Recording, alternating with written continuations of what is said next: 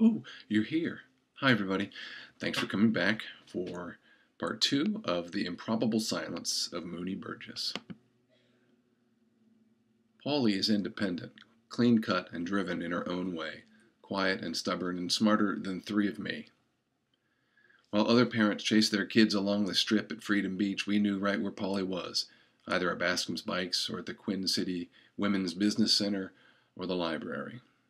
She did good in school, an old woman in a young woman's body. After graduation, she rode her bike across the country with a group of women raising money for cancer research. By the time she was 21, she was part owner of Bascom's, and by 23, she'd opened her own shop, Quinn City Bikes.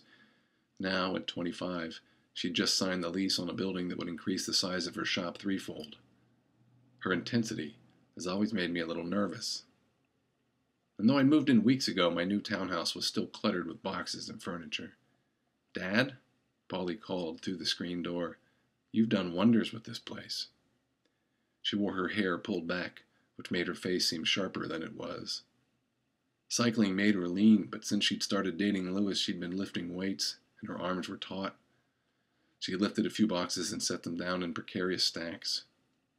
"How'd you get so much stuff?" she said. She opened a box of paperwork and ruffled her fingers through some old receipts.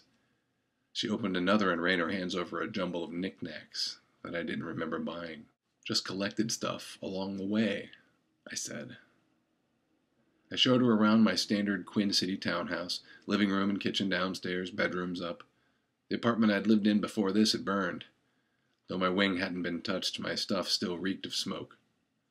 I'd been working and hadn't even been aware of the fire until I saw the fire engines baking in the late June sun, and firefighters sitting on the curb, masks off and faces ringed with soot, dripping sweat into their turnouts. Polly'd been waiting for me with tears in her eyes. She'd feared the worst. "It stinks," she said as she maneuvered around the boxes. "You get used to it," I said. "Why's Lewis outside?" Her boyfriend was there on the sidewalk, looking up and down the street. He wore a sleeveless shirt, and even when he wasn't flexing, he looked powerful, each tattooed arm coursing with broad, volatile muscles. I'd asked Polly why she was attracted to a fighter, and she told me that she didn't like the fighting necessarily, but found that the fighter himself worked his body into a sort of elegant weapon. There, on the lawn, Lewis stretched his arms wide, dropped to the ground, and did a dozen quick push-ups. "He remembers this hill from before there were houses," Polly said. "He used to ride dirt bikes up here." "A lot of people did," I said. "Is he ever coming in?" "In a minute," Polly said. We moved to the kitchen and looked out the window into the backyard. "At least they left some of the woods," Polly said. "A few trees," I said, "but not for long. There are 60 more units coming next year." My unit was on Swanville Court at the top of the hill. Houses snaked down Cormorant and Eagle lanes and spread for 20 acres to the west, asphalt shingles as far as the eye could see. Dan Burgess would surely bid the contracts for the new construction. Job security for me. As long as they were building houses, they'd need someone to lay the roofs. My crew wasn't that bad, not counting Moony, and Moony was okay if he wasn't talking, but he was always talking. All day, every day. And even though the noise of the compressor drowned out his voice sometimes, and other times he'd be on the other side of the roof, or off buying coffee, or setting up a crew at another site, his voice would still be there, wrapped so tight around your throat you could barely breathe. "Dad?" "Yes?" You spaced out on me. "Having a senior moment?" We both laughed and leaned against the counter. Polly patted my back and then dropped her hand over mine, her palm warm against my skin. She looked into my eyes, and I was blinded by their bright and clear openness. And she was just about to say something when the screen door slammed. Lewis came into the kitchen. "Hello, Mr. Franks," he said. He held onto the door frame with each hand, his arms like vines. "Did Polly tell you the good news?" The evening sunlight sliced the kitchen, leaving us bright from the chest down, dark from the chest up. Polly held out her hands, fingers spread wide, an expression of disbelief on her face, mouth and eyes wide. "I just came in," she said. "I'd been inside for literally like 2 minutes." "Sorry," Lewis said. It felt like a long time. He held his hands together in front of his chest and bowed a bit in apology. For a man who beat on people in the ring, he was a surprisingly gentle presence. Polly looked at me and shrugged her shoulders. "Tell me when you're comfortable telling me," I said. "I might as well tell you now. The Karate Kid over there is going to be a father." She used her thumb to point back at Lewis, who'd kept his hands clasped. "And," she continued, "you're going to be a grandfather." The kitchen table was piled high with unpacked boxes of dishes I never used.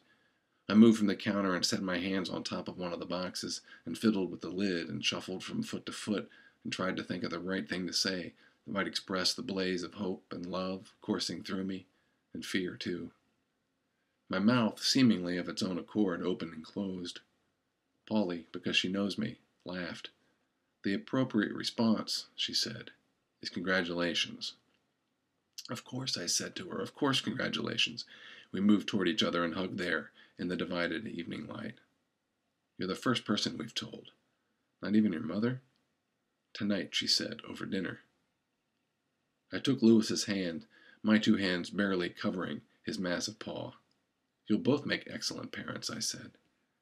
"I want you to know," Lewis said, "that even though we aren't married, I'm committed to it all, to everything. Your daughter, our child, this family. Is that why you waited outside?" "Hard to believe, isn't it?" Polly said. "The big lug was nervous." "But I did recognize the place," Lewis said. "There were bike trails all over. We used to ride up the path from the rec center." He pointed out the window and down the hill, past the remaining trees, and across the creek, and the open clearing just visible through the branches, and the cabins built on the land we cleared on our camping trip. A tiny corner of the rec center itself was visible, past the farthest darkened leaves. "That old place?" I said. I lost my temper with Mooney down at the Crab Creek project. My truck was parked up near the first unit, and I was using the hood as a desk so I could finalize some calculations for units 2 and 3. Mooney was behind me talking at Randy while Randy cut shingles to fit a tricky edge, and Mooney wasn't doing anything but talking about how he was banging 3 chicks when he was a senior in high school, and he was the only one he knew that could handle that sort of shit without going crazy. But he had a system, and no one was the wiser. And Randy said, "Since you don't seem to be getting laid these days, what happened to the system?" And Mooney said the system was fine, and Randy said that if he had a system that would allow him to bang 3 chicks on 3 different days a week and not have the other ones know about it, that he'd patent it and sell it and make $1 billion and not have to worry about having a system, because when you're that rich, no one cares how many chicks you bang or who knows or any of that shit. Randy worked while he talked, hunched over the stack of shingles, cutting and cutting. Randy's married and has 3 boys, and I've been to his house and met his wife, Jamie, a nurse. And on the day I was there, the boys were all in their little blue Cub Scout shirts running around in the yard waiting for other Cub Scouts to arrive. Randy himself had been both a Cub and Boy Scout all the way up to Eagle, but not in our area, so he didn't know Andrew Winton. All their boys looked alike, slight and red-haired, covered in freckles, ready to tackle the craft project Jamie had prepared. The picnic table was covered with boxes of fabric scraps, pipe cleaners, markers, and glues. Randy had a grill going and cooked hot dogs for everyone, and once the boys had eaten and were busy making something, he and I talked and leaned on the fence. Of course, I wasn't thinking of those things exactly as I calculated my figures and listened to Mooney brag on and on about the girls and the size of their boobs or the smell of their panties and how he got so much pussy that Randy wished he jerked off as much as he, Mooney, got laid. The truck hood was hot. The sun baked the whole empty development. Pallets of shingles lay everywhere.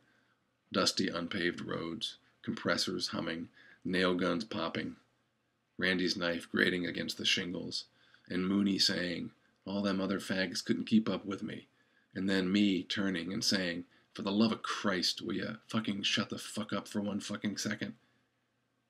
Randy laughed, and Mooney gave me the bird and walked off in a hissy, and I yelled, "If it wasn't for your daddy, I'd shit-can you so fast your head would spin, you useless asshole."